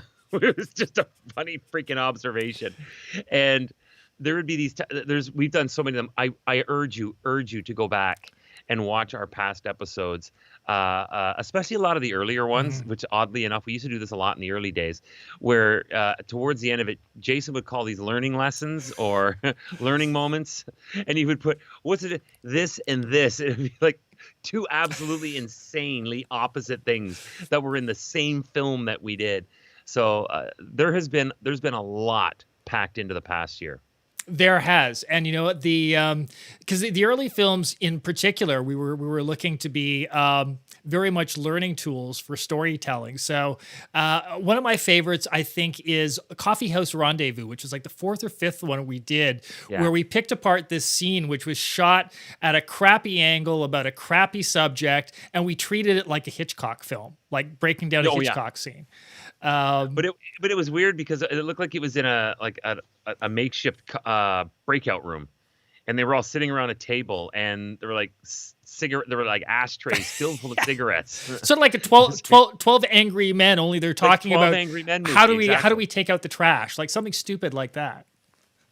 I think that's what it was. They wanted to put together an event, and they were trying to organize how they were going to coordinate taking out the trash. They're like, you have a meeting for this? Could nobody have sent an email? Of course, this was set way back before email. So yeah. Do you have a particular early episode that you feel like? You know what? I'd like to say I do, but the thing is, so many of them, all of them were unique in different ways. I like when we do cities, like when we reviewed Kansas City. That was hilarious, and we did a bit of that early tonight with the angles on things on an angle. I love when we did Mississauga because it was an opportunity to get this aerial. Remember that video like why you should move your business to Mississauga? Yeah.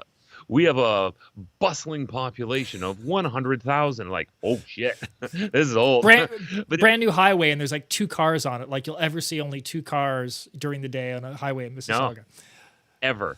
The only thing that causes 2 cars on a highway is if it's 2 police cars because they had to close the highway because of a horrific accident earlier.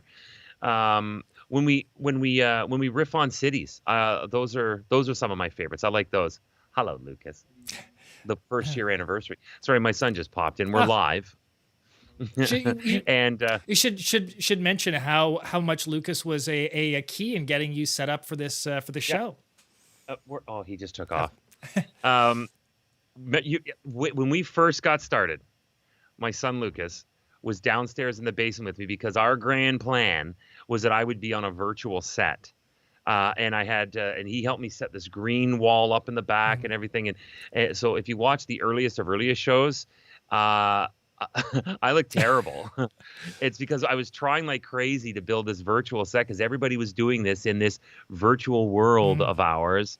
And he was trying, like, he brought his laptop down. He helped me set the lights up. He does a lot of YouTube videos, and he did a great job trying to make this work. It's just that the technology just simply was not there. So that's when I turned it around, and I used to have my back to a bookshelf with my own Cheezy Sales Cinema sign and a bunch of books and records and stuff to make me look worldly. But then because I had to do a lot of work from home, we started coordinating the nights that I would, or the days that I would do video shoots for my full-time job on the nights that we would do Cheezy Sales Cinema. So I would just keep the set, and then I would strip it from what it looked like to make it look like something else. So my set changed again. And my son's been a part of it the entire way, just either going, that looks silly, or you could do that better, or like I said at the beginning, trying to set up the whole virtual world. But that's a long way of saying he still comes down to see how the show's going, which I love. We were at my cousin's place, and one of my cousin's eldest, she is the same age as my son, 19, and she says that she loves the show.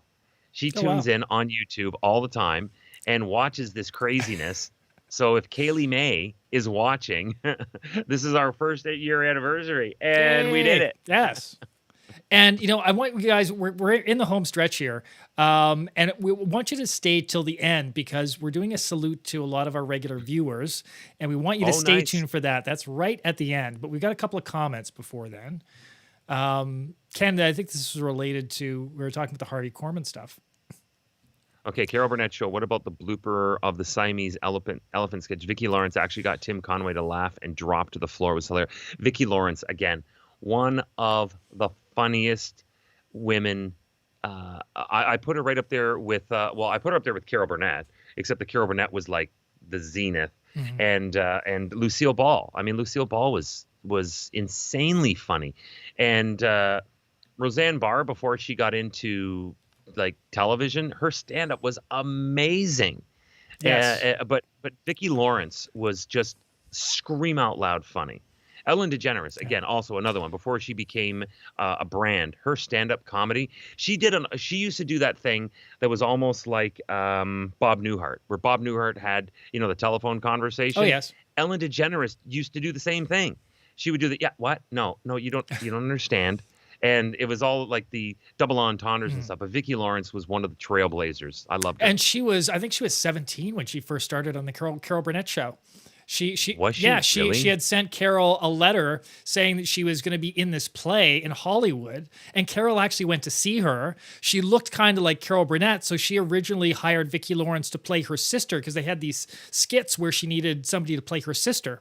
So she started out with that, and she ended up continuing through the whole Carol Burnett series. So, but yeah, she was really young when she first started. She hadn't really done anything else. She'd never been on television. I mean, basically that play she was in was just in a small play. It might have even been a school play or something too. Imagine going from that to... Could you imagine? Yeah. Your training, your comedy training came from Carol Burnett, but Harvey Korman, Tim Conway, and everybody else that was in that show. Exactly. Oh, come on. That's crazy. Wow. All right. So we got another comment from Rob here. Did I mention the engine story in our when we did the drive live? Dropping a screw into your engine? No. Yes. So my dad fancied himself a car guy. He actually was a car mechanic for a while, but with mixed results. And I remember he's buying you $20 tires. He's buying me $20 tires. Yes. So I had this this light pink Ford Fairmont that I got cheaply. It was one of my first cars. And my dad was looking in, I think it was like the air filter or something like that, and dropped that little nut from the air filter down into the engine. Oh, yeah, the wing nut.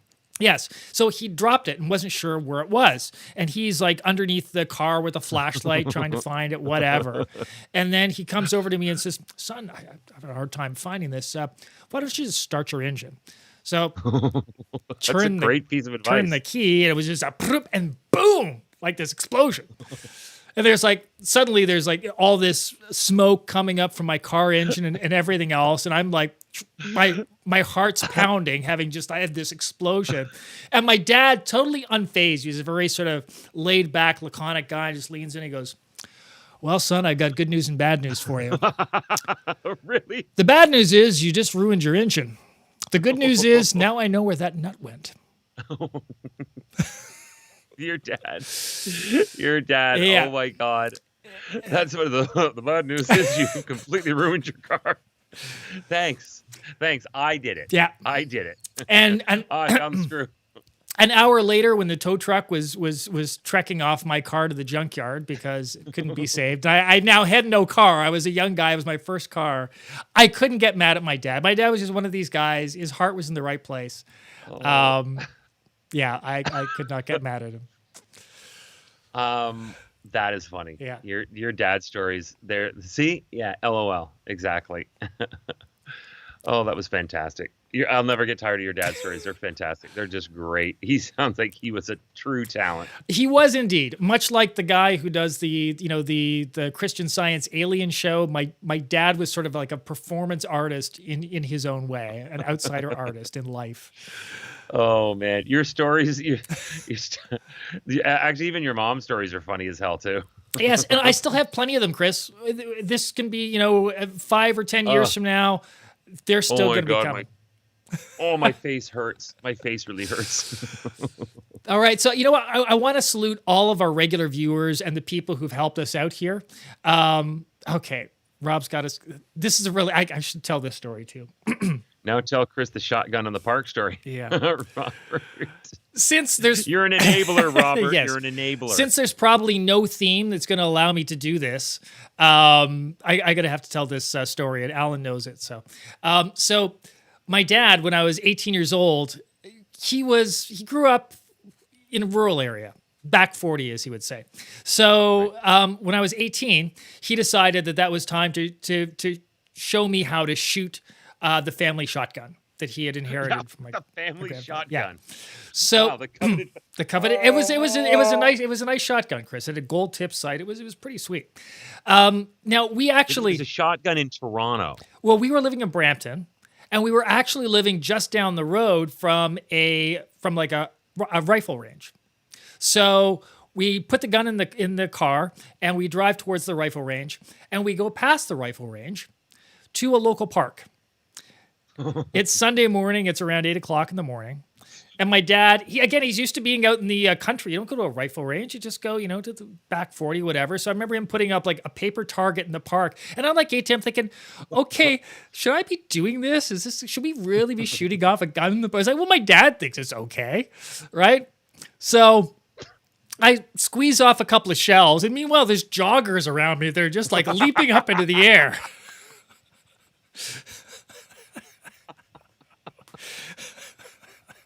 Your dad, that's like insane. Leaping up the air. So I squeeze off a couple of rounds in a public park. Joggers, what the fuck? Yeah, there were literally, I don't want to get into the details, but there were literally people soiling themselves hearing these, because it was an old gun too. It was like 70 years old. So it was just. Well, yeah, it was the family. Oh, yeah. And it was like the recoil was nearly blowing my shoulder off. So fire off a couple of rounds. And my dad's looking around and he realizes, okay, maybe this is not a good thing to do. So he says, yeah, son, I think we should go. So we get back in the car. He drives to the other side of town to another park, gets out. Okay, fire off a couple of more. So I fire off a few rounds in this park and scare some more joggers. Get back in the car. We end up going to 4 different parks, Chris. What okay? And we were. At what point did the rifle range not dawn on him that it was a good idea to just do Never that? thought about it. Never thought about it. But he could have been rung up on multiple charges of the discharging of an illegal weapon. But the great thing was once we got home and my mom asked, how it was, my dad said, oh, it was great. We actually got Jason to, he was able to shoot off about 12 different shells and we were one step ahead of the police the whole way. Your dad said that? That was his plan, and it actually worked by not staying in one park for too long. He actually taught me how to shoot. That reminds me of a Gowan song, "A Criminal Mind." Yeah, well, the thing is, my dad was so far from a criminal or a bad person. I'm sure this is the one thing. If he had been stopped by a policeman, he probably would have gotten off because he's just. Yeah, I could see that. He's just a very sort of country guy, naive. Oh, what do you mean we can't fire it? Oh, I didn't realize that. Sorry, officer. One of the stories you were telling that you showed earlier, and I think Rob commented, he said, your dad was a sweet, sweet man, Jason. He was. So there's always nice things being said about your dad while you're talking about how he was an absolute menace to society. No one ever got hurt. No one ever got hurt. That's the thing. Only the Ford Fairmont. Didn't you say that you got clotheslined by a oh no, it wasn't your dad that did that. The clotheslining at the drive-in. Oh yeah. Running back. Yes, indeed. So that's awesome. There we go. Salute to my dad and salute to you, Chris. Thank you so much for being thank you. Such a great collaborator on this. This has been a lot of fun, and I hope we can continue doing this for a while. Oh, absolutely. I do too. Thank you so much for putting this thing together and having this idea. I mean, I know that we did it at first to try and see if there was something we could do to get back to doing what we like to do when the pandemic started, but it's taken on a life of its own to where we just want to do this. Yeah. So yeah, this has been great. I can't wait to obviously till the next show we put on and the next anniversary special.